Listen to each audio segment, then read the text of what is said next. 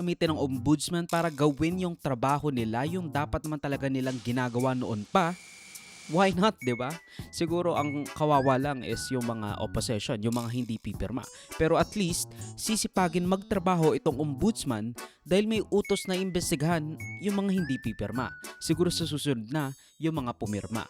Now, this comes matapos magsalita ang mga kongresista na the 106 votes para ma-impeach si Sara a second time is all but certain. Of course, no, the House Committee on Justice voted unanimously 55-0.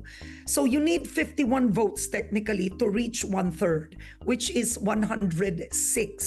Sa ngayon po ba, sa pananaw po ninyo at sa impormasyon na nakukuha ninyo, do you already have one-third?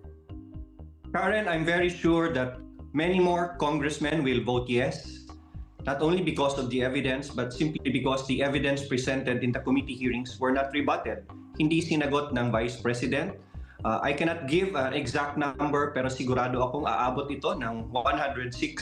And more likely, madadagdagan pa.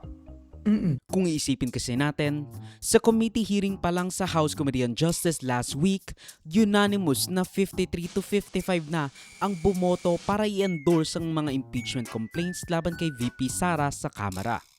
That is half, and I repeat, half ng kakailanganing bumoto dahil 1/3 lang o 106, kumbaga doblehin mo lang yung 53 na nasa komite na kinakailangan para mapasa na sa Senado at magkaroon na nga tayo ng totoong bloodbath, ng totoong trial. Now, kung gusto mong malaman yung mga nangyari last week, just check my previous NIDW recap videos kasi nga I don't want to repeat myself at saka masyadong mahaba tong video na to. Nung nagsalita si Pulong Duterte na ginagamit raw ng Malacanang at House leadership ang national budget para puwersahin ang mga kongresista na puwerma at bumoto sa napipintong endorsement ng impeachment ni VP Sara. Sabi nga, resistance is futile, so why not join the fun at, secure the budget para sa distrito mo para sa mga proyektong gusto mong ibigay sa iyong mga constituents.